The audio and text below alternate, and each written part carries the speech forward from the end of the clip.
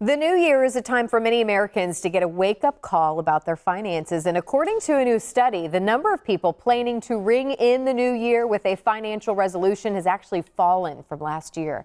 Joining us to discuss this is Kelly Lannon of Fidelity. Good morning. Good morning, Carly. How are you? I'm good. I'm glad we're talking about this because I think so many of us, you don't want to look at the finances. You don't want to see what the picture is, but it's so important to do. Tell me about this study. Yeah, so this study was great, and a few things actually surprised us with it. I first just want to start off by saying that 2017 is a year we should be happy about. The majority of folks that we surveyed are in a better financial position than they were in the past. Markets hit an all-time high. However, we were surprised to see that when it came to financial resolutions, that percentage was actually at an all-time low, 27% this year versus 36% in the previous year. And Carly, we asked ourselves, why could this be? And really, it's about coming down to a feeling of inertia. People are really optimistic about 2018. They are in a better financial position, and as a result, they haven't necessarily prioritized financial resolutions as they have in the past.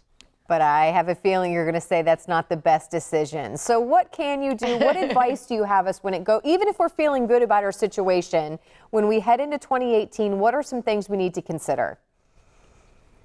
Yeah, and that's a great question, because financial resolutions in good times and bads are so important, because in obtaining a goal, you must create a plan and you must stick with it.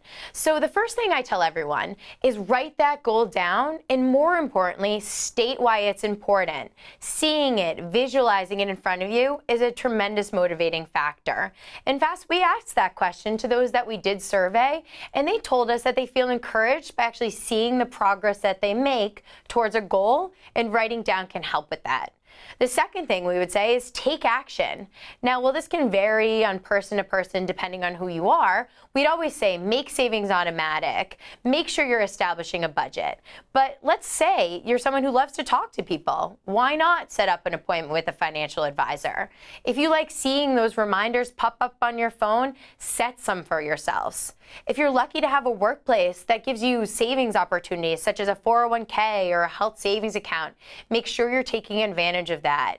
The big takeaway in all of this is find out what works best for you and make sure you're sticking to it. And what do you say to those? Because I think there are a lot of people that just get a little overwhelmed with this. So their way of handling that is to do nothing. Do you see that a lot?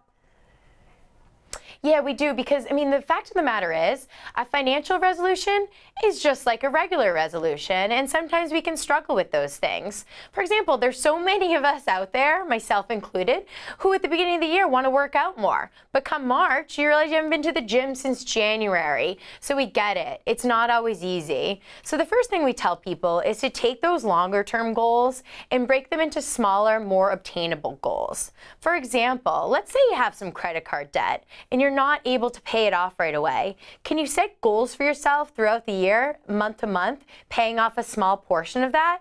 And let's say you actually are able to do that, go ahead and reward yourselves, because that's a huge accomplishment.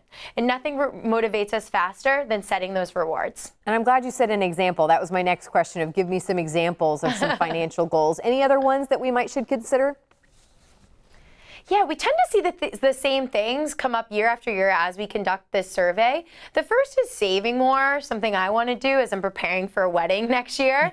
The next is actually paying down debt, whether that's the credit card debt, which we already spoke to, or student debt.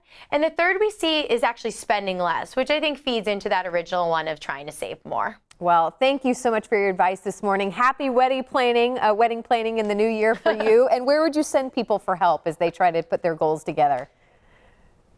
Yes, we ask people to check out fidelity.com/resolutions for more help and good tips. All right. Well, again, 2018 is going to be a great year for you. Thank you so much. Thanks, Carly. Happy New Year.